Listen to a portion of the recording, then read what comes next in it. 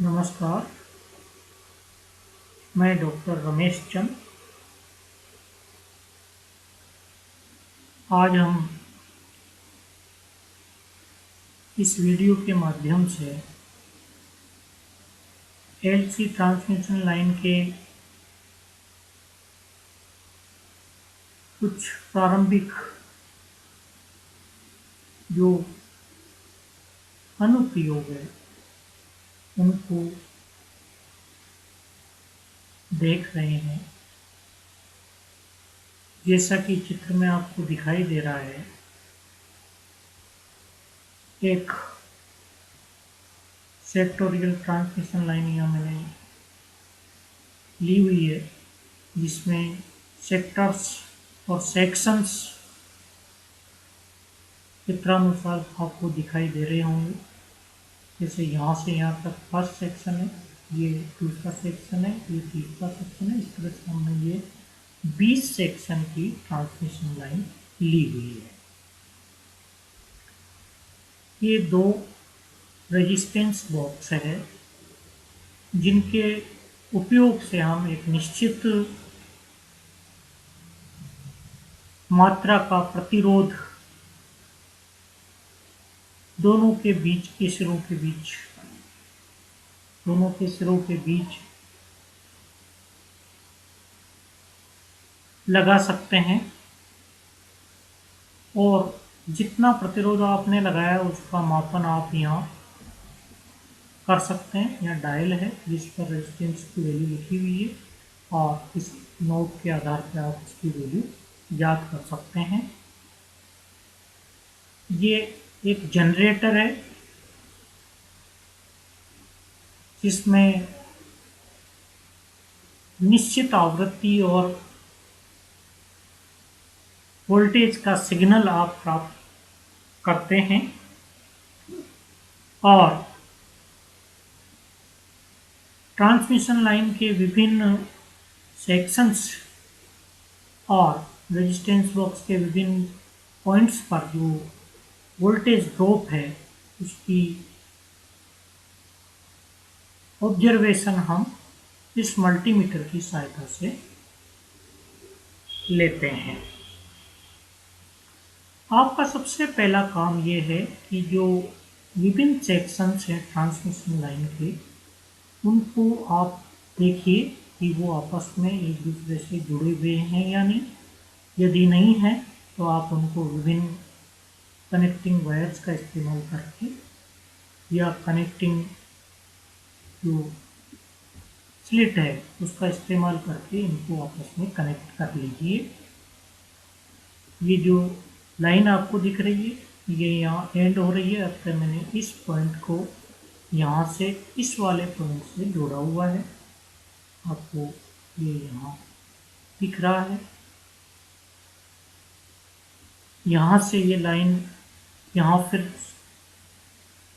And हो रही है, अतः इस पॉइंट को हमने एक कनेक्टिंग वायर से यहाँ जोड़ा हुआ है। ये पुनः इससे जुड़ करके ये पॉइंट आया, यहाँ से हमने इसको यहाँ जोड़ दिया, और इस तरह से ये पूरी ट्रांसमिशन लाइन यहाँ तक है। ट्रांसमिशन लाइन के सेकेंड वायर को भी हमने इसी तरह से जोड़ करके रखा हुआ है। ये ट्रांसमिशन लाइन का एंड पॉइंट है। इसको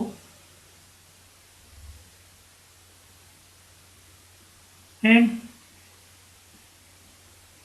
ट्रांसमिशन लाइन का एंड पॉइंट कह रहे हैं हम, और ये रिसीवर पॉइंट है। यहाँ से ट्रांसमिशन लाइन एनर्जी रिसीव करती है। ये एंड पॉइंट है जहाँ ट्रांसमिशन लाइन का एंड हो जाता है। सबसे पहले ट्रांसमिशन लाइन को आपस में कनेक्टिंग वायर से जोड़ करके तैयार कर लीजिए। उसके बाद जनरेटर का इस्तेमाल करके एक निश्चित वोल्टेज आप इस ट्रांसमिशन लाइन के रिसीवर एंड पर लगा सकते हैं। सर्वप्रथम हम इस ट्रांसमिशन लाइन के लिए कैरेक्टरिस्टिक इम्पीडेंस की वैल्यू ज्ञात करना चाहते हैं, क्योंकि इसका उपयोग हमको आगे एक्सपेरिमेंट में करना होता है। तो उसके लिए सर्वप्रथम इस जनरेटर और रिसीवर एंड के सिरों के बीच में हम रेजिस्टेंस बॉक्स लगा देते हैं और रेजिस्टेंस बॉक्स से निश्चित मात्रा के प्रतिरोध को लगा करके इन रेजिस्टेंस बॉक्स के सिरों पर उत्पन्न होने वाला वोल्टेज ड्रॉप, पोटेंशियल डिफरेंस इस मल्टीमीटर की सहायता से ज्ञात कर लेते हैं। इस तरह से आप अलग अलग रेजिस्टेंस निकाल करके उसके लिए आप वोल्टेज कैलकुलेट कर लें।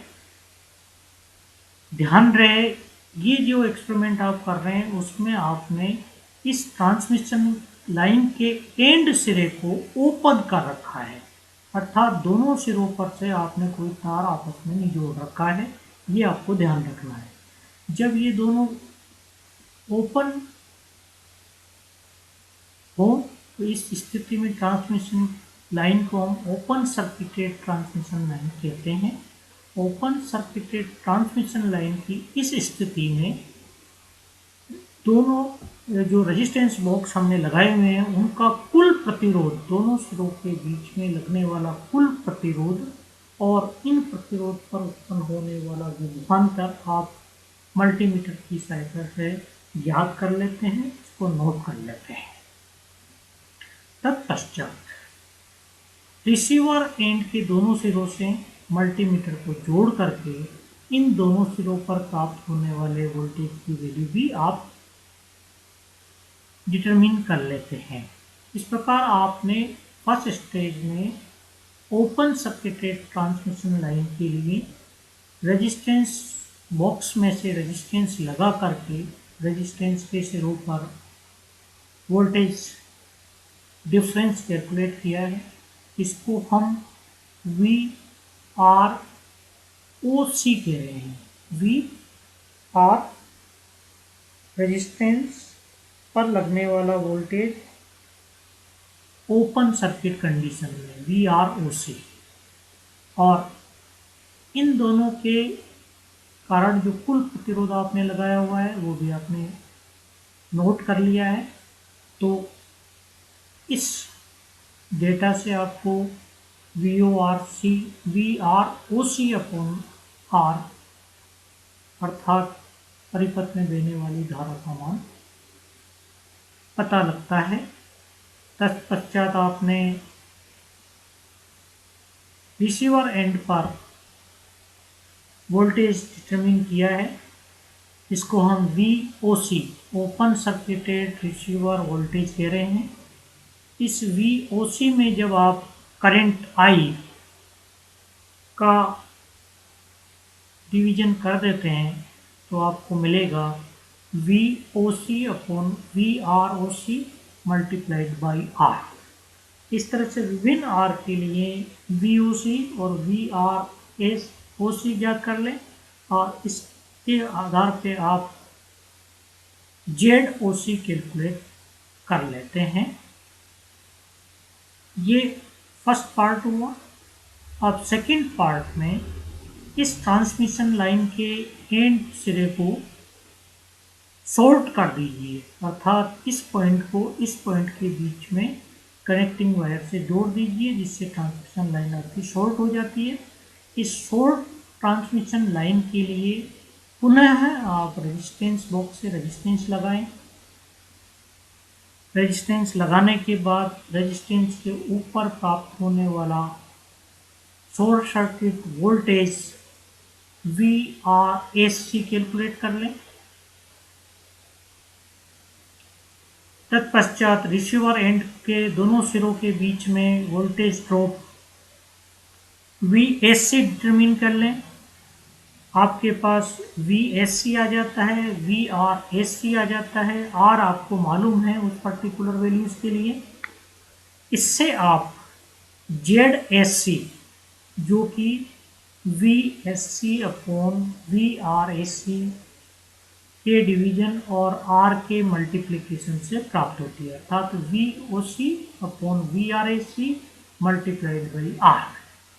इस प्रकार आप अलग अलग R वैल्यूज को निकालते हुए ZSC कैलकुलेट कर लें। आप ZSC कैलकुलेट कर चुके हैं, आप ZOC कैलकुलेट कर चुके हैं, अतः आप under root ZOC multiplied ZSC calculate कर लेंगे तो आपको इस ट्रांसमिशन लाइन के लिए कैरेक्टरिस्टिक्स इम्पीडेंस ZC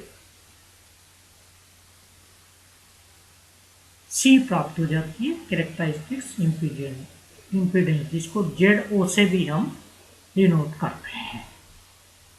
इस प्रकार आपने इस ट्रांसमिशन लाइन के लिए पर्टिकुलर फ्रिक्वेंसी पर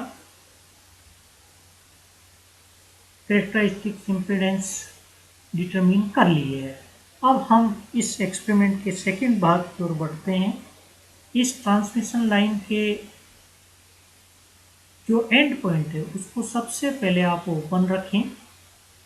ओपन रख करके पर्टिकुलर फ्रिक्वेंसी और वोल्टेज के सिग्नल को आप इनके रिसीवर एंड पर लगाएं और इस मल्टीमीटर की सहायता से इस ट्रांसमिशन लाइन के प्रत्येक सेक्शन पर वोल्टेज ड्रॉप के डिटरमिन कर लें और उसको टेबुलेट कर लें। इससे आपको 20 सेक्शन पर प्राप्त होने वाला वोल्टेज ड्रॉप मालूम होता है।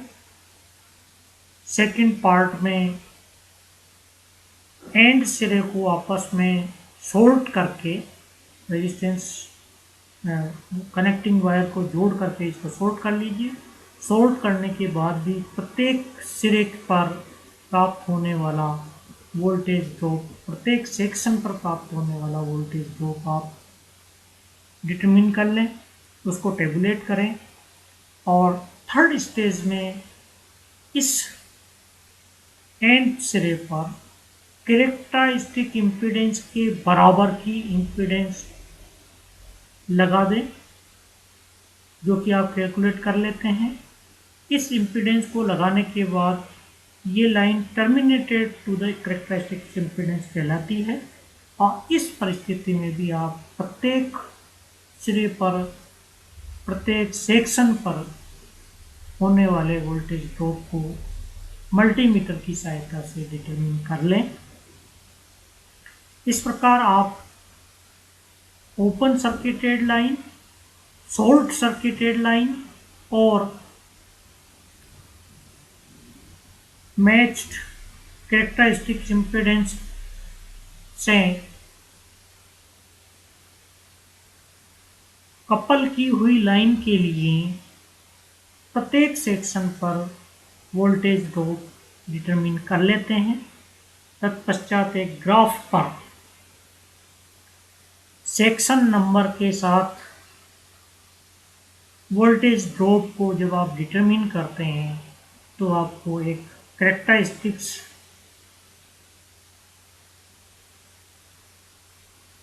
ग्राफ इस ट्रांसमिशन लाइन के लिए प्राप्त होता है और उसके आधार पर आप इस ट्रांसमिशन लाइन के लिए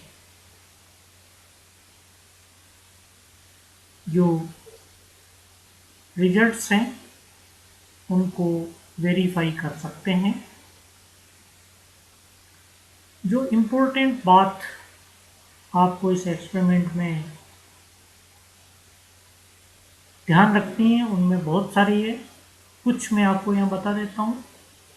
सबसे इम्पोर्टेंट बात तो आपको ये ध्यान रखिए कि ये ट्रांसमिशन लाइन सेक्शन वाइज बनी हुई है और इसके विभिन्न सिरों को आपस में कनेक्टिंग वायर या कनेक्टिंग प्लेट्स के द्वारा आपस में जोड़ा हुआ है। तो आप ये सुनिश्चित हो जाएं कि इसका प्रत्येक